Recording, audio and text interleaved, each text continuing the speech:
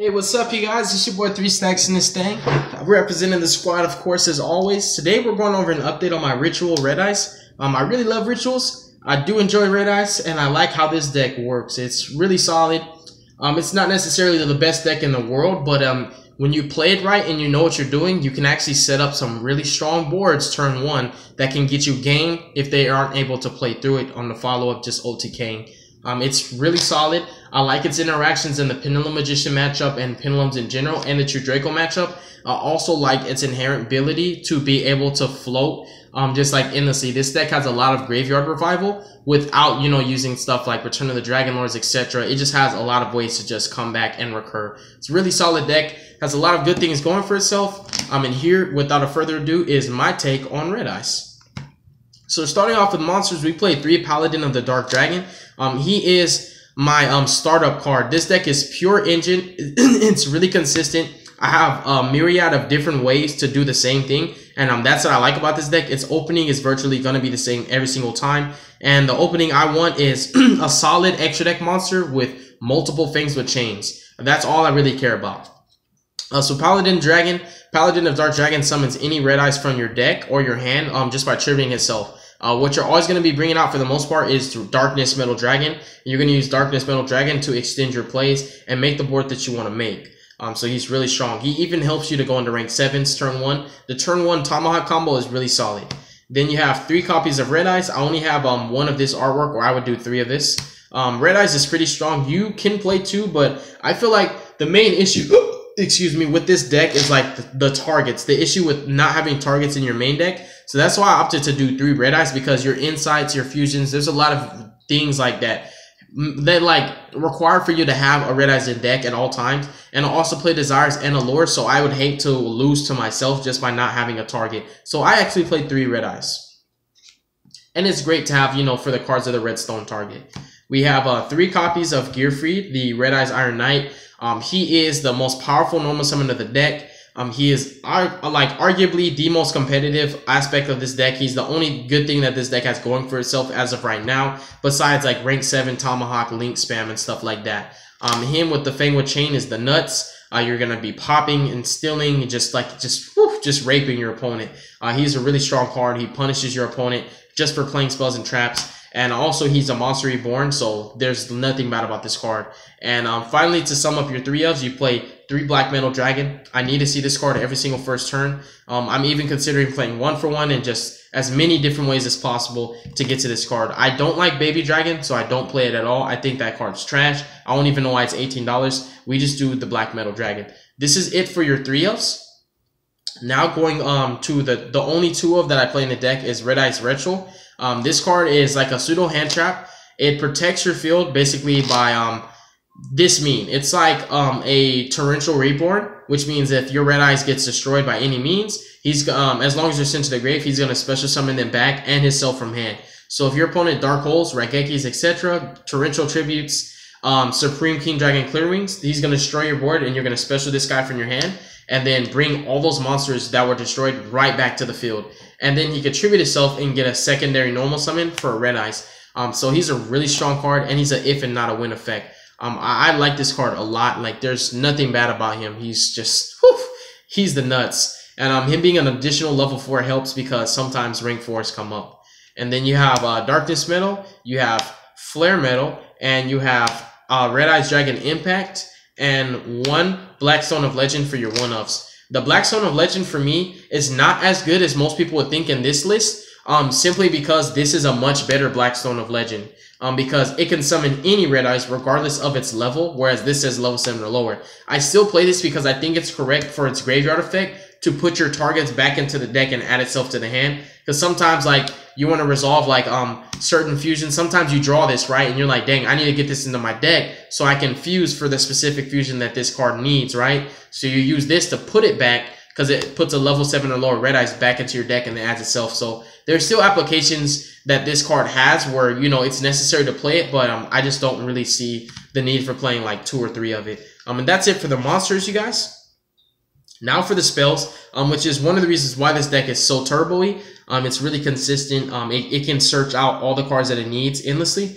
You play 3 Red Eyes Insight, 3 Pre-Preparation of Rites, We play 2 copies of regular prep. I want to bump it to 3. I really do. In fact, I should bump it to 3. Since prep has been to 3, I haven't like tossed in a 3rd prep yet, but there should be 3 preps. I'm thinking about actually putting it in tonight. But you have your 5 preps. This is going to search out your ritual engine. And then we have for draw power, these are all your searching spells. Then we have 3 Allures of Darkness, 2 cards of the Red Stone, and 2 Pot of Desires. These are all your draw powers. This is a +1. This can set you up. It's optional to dump the other target from deck, but it can help you. It just depends what your hand is looking like. So those are all your engine cards, your starters. Then for the play enablers, we play 3 Dark Dragon Ritual and 2 Red Eyes Fusion. So this build is more focused on ritual summoning than it is on fusion summoning. That's why I only play fusion at 2, because I don't actually want to see it. I'd rather search it and have the option.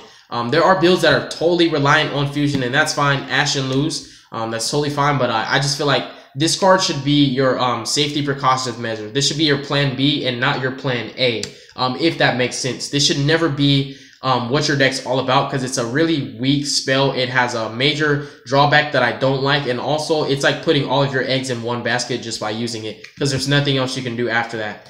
So I really like this card because not only does it summon out the Paladin, but you can banish it and then add a Red Eye spell or trap from your deck to your hand. So this card always pays for itself, and then it contributes to the engine cards, which is searching. So you have a lot of ways to search out the cards you need. Then for your traps, you play a 3 Fangwood Chain. There are builds that people play 2. I feel like the only reason why this deck is good is because of Gearfried and this trap. If Gearfried and this trap weren't there, I would never ever say that this deck has potential to be even tier 3 competitive. Right now, I can see it being like tier 2.5 maximum, just inherently through its pure mechanic without the assistance of hand traps. If we were to play hand traps, evenly matched, other staples like that, I can easily say that this deck could possibly make it to tier 2. I'm not saying that it would, but it is possible. We have 2 Red Eye Spirit and 1 Return of the Red Eyes. So long as this card stays on the field, you generate advantage every single turn during your turn and your opponent's turn. It's like True King's Return, but this was first. Return of the Red Eyes. It's insane.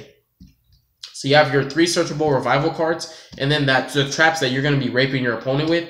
It combos well in tandem with Gearfried because you steal a monster, equip it, and then pop it and pop a back row. So you take care of 2 cards immediately. And there's a few combos. If you look at my combo video for Red Eyes, there's a combo I showed you where you open up with 3 Fangwood Chain, a Saryuja Skuldred, and a Baguska, and a Red Eyes Darkness Metal Dragon. And 3 Fangwood Chains is pretty strong plus Baguska, so you just equip 3 of your opponent's monsters to the Red Eyes Darkness Metal Dragon, and the Baguska says that they still can't play. So I really like that. It's the best board that this deck can open with so far. That's it for the main deck. For the extra deck, we have Meteor Black Comet Dragon. I like him because he burns and because he floats. That's the main reason for playing him. And then I play 1 Red Eye Slash Dragon. So because I play 2 fusions, I only have the option of fusion summon twice realistically, and I've opted to do a little bit of a diversity in the options that I have for my fusions. Depending on your opening, this is your go-to, and depending on your opening, this is your go-to. If you don't have Gearfried, if you don't have Fangwood Chain, if you don't have Black Metal Dragon, this is not always going to be good. It can act like a decode talker, but you have to have the fodder for it. But when you do have the fodder for it, this can be like a million negates. Especially in your True Draco matchup, it negates all the targeting stuff, which is really strong. And it can like pretty much like take some like it can take some stuff from because like I'll read its effect actually. It's better if I read it.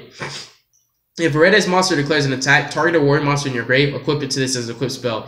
The equip monster, equip it to that monster as an equip spell with this effect. The equip monster gains 200 attack, and when a card or effect is activated that targets a card you control, quick effect, send one equip card you control to the grave, negate the activation, and destroy that card.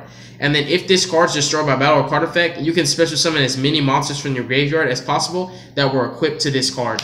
So you can equip a bunch of Gearfrieds, and then if this dies, or Black Metal Dragons, and if this dies, it'll summon them back, which is really insane. So it floats, this floats. They're just really, really good. Solid choices for the fusions. I played 2 Flare Metal Dragon. This is one of my most frequently gone into extra deck monsters. I like it a lot. The burn effect to just kill your opponent or make them kill themselves, and also to Monster Reborn, it matters a lot. I like this card. It's like my go-to.